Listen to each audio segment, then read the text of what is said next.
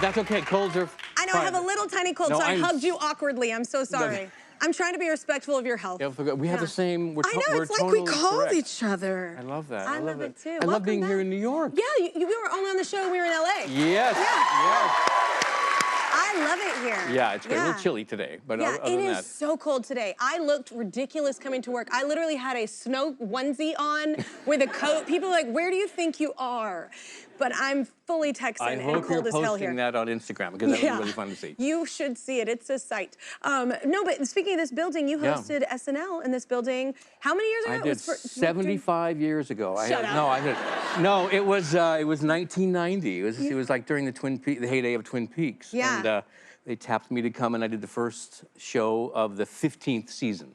Were you nervous? I was nervous, but I was so excited. Yeah. I loved it. I loved everything about the experience. I know some people have a tough time with it. I was like, give me more of this, please. Yeah. And they were so smart. And the best thing about the first show of the 15th season was all of the material, because the writers had been working all summer. So we had a stack of stuff to go through like this. So we had like top choice on I did the Scottish Shop with Mike Myers. We did Sprockets together. I didn't think about that because at the beginning they've been working on all the. It's all new. By the end of the season, we have this much to choose from. So we had a huge amount, which was fantastic. And they did a Twin Peaks focused sketch that was really, really clever, really smart. No, wasn't that when they, because everybody's so into that show blew up and everybody was so into like what was going to happen. Who killed Laura Palmer? That was the big question. But y'all were giving things away, but they were fake. Yes, yes. So the whole monologue, which they don't give to you, by the way, until like moments before you go live. That is honest a hard to God. no. They put the stuff out here, right, on your cue cards, and you're like reading it for the first time, and like, okay, what am I? I'm saying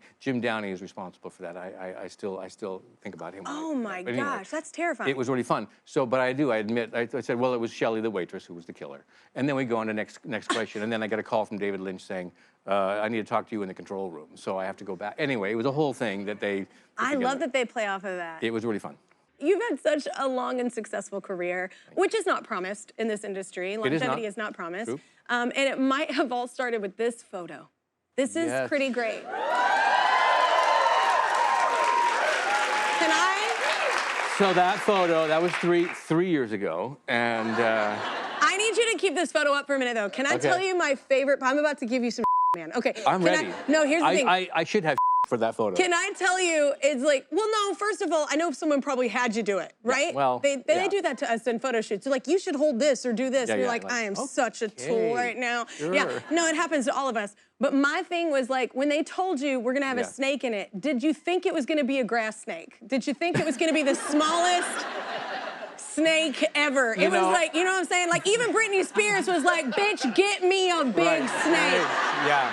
And you were like, I'll take the yard. We just picked this up. Yeah. This is the best they could do. This it's a very low budget. This is incredible. That snake was, and I think that's my favorite part. You have to zoom in to see it. That's my favorite part of the photo. Well, if you're from the country, I'm from a rural place, right? The snakes are like, these are garter snakes. They're out in your yard. You pick them up and kind of move them around. But usually in photo shoots, to look badass, they have bigger snakes. Yeah. Well, I was just starting out. I was not, I wasn't ready for the big snake yet. Oh my God. I know, I would have said no, for sure. I would have been like hard pass. I thought I'd been cool with the harmonica. No, that's what I'm saying. The harmonica was cool, I know. man. And then someone came in and said, oh, you need a snake too.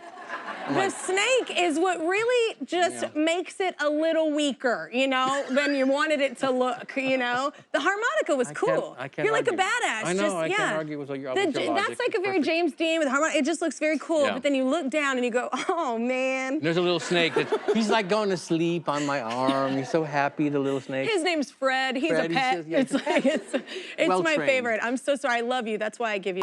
Our next guest was raised in Texas. Grew up doing theater and went on to appear in shows like Disjointed on Netflix and in films like Emancipation alongside Will Smith. Right now, you can see him in Fall Out with Kyle. The season 2 finale is out now on Prime Video. Please welcome Aaron Moten.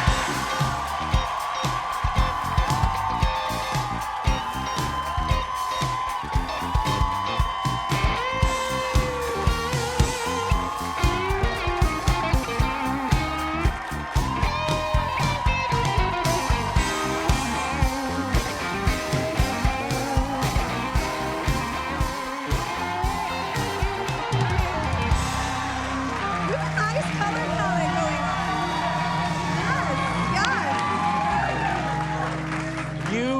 disappoint. I know. He He's always always looks looks sharp. I know. so good. I like clothes. I like Yeah, clothes. you're into clothes? Yeah, you never disappoint. It's perfect. I know, Good. but you know, I actually came specifically dressed like wine. Yeah, that's this company. nice. You're right. I am very into wine. Yes. Yeah. Yes. But I'm gonna start because we're both from Texas, and you're Oh, from yeah. Austin, right? I'm from Austin. Hook 'em. Yeah. Let's get it. Yeah, hook 'em Yeah. horns. I love Texans though. Thank you for coming. I'm very excited, and I love you in Fallout, man. It's such a cool enjoying it? show. I was talking to him in the break about it too. Yeah. I really do. I've seen the whole first season. I'm on the second one now. I just started. Okay. Yeah. Yeah. So don't you spoil anything for me. Okay. Don't say a word. Yeah. I don't know say if it. he's good or bad. I don't want to say know it. yet. Okay. Always good. I don't always- understand. Yeah. Explain. I mean, I guess everyone has some good and bad. There is a lot of therapy in there. Explain your character to everybody. Oh yeah. Well, Maximus is he's been born in the wasteland. He doesn't exist, you know, pre the bombs dropping of the civilization before. So, you know, he's had a different type of upbringing than most normal people like us. You know, he's grown up in a world that is morally ambiguous. Yeah. And that's what kind of makes him start this journey of finding his own place. Yeah. in this I have to wasteland. ask you this too. How heavy is that suit? It was heavy. Okay. It's heavy. You got the right people here to talk about the suit. I'll tell That you what you want to know. Yeah. that is like, it doesn't look light, you know?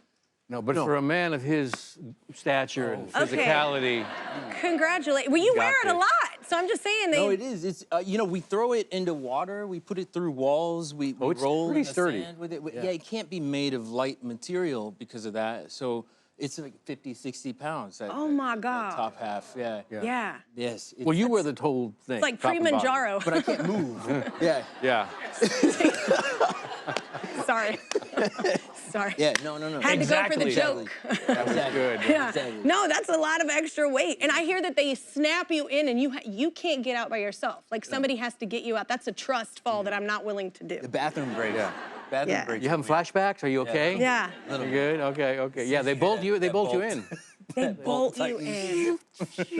You're like, okay, I can't do Yeah. anything. The only thing I can relate to, I've had to be sewn into one time on a red carpet because a dress ripped and they had to sew me in and I was like, no, wait. Because like what happens Are you when I gotta go to the claustrophobic? bathroom? Are you claustrophobic? Oh my God, for sure. I can't even, I would love to go like in the ocean and be one of those people that dives and sees, but I can't get past the wetsuit. Yeah. Yeah. Ah. That is Spanx from hell. It is the worst feeling ever. I didn't know I was claustrophobic until I got in one of those and I was like, this is not for me. Oh yeah. Yeah. Are you good at that? Are you No, I think it might be acting. It might be just because you're in it Okay. that you forget or something. Okay. Yeah. Because I don't like it when we're off. Well, you have to wear the helmet too. Yeah. And I don't have to wear the helmet. So Ever? for me, I'm kind of like, oh, this is hot. okay. But the helmet, I think, gives you the claustrophobia. That sounds breezy. That sounds nice. That was so easy. No, that sounds Yeah, nice. yeah. That's me. That's the way I roll. Okay. You know. Wait, I'm gonna ask you something too. You have a podcast, right? do. What made you want to do the podcast? I'm crazy. What are we? It's called what are we even doing, right? How'd you What are come we up with even it? doing? Yes. Oh, you know, it evolved. It took time and evolved, but I basically, I'm just curious as to what a younger generation is up to, honestly, what they're thinking about, what's important to them, how they use social media. And I talk about their creative process, and that's pretty much the focus of it, because I'm genuinely interested. So we have a conversation, and I've had some really interesting people on. Kaya Gerber has been on. I'm going to get Elle on. I'm going to get you on, just to talk about where, you know, the process, where they came from, what's happening in their world, and, you know, we find common ground, and I'm loving it. It's really fun.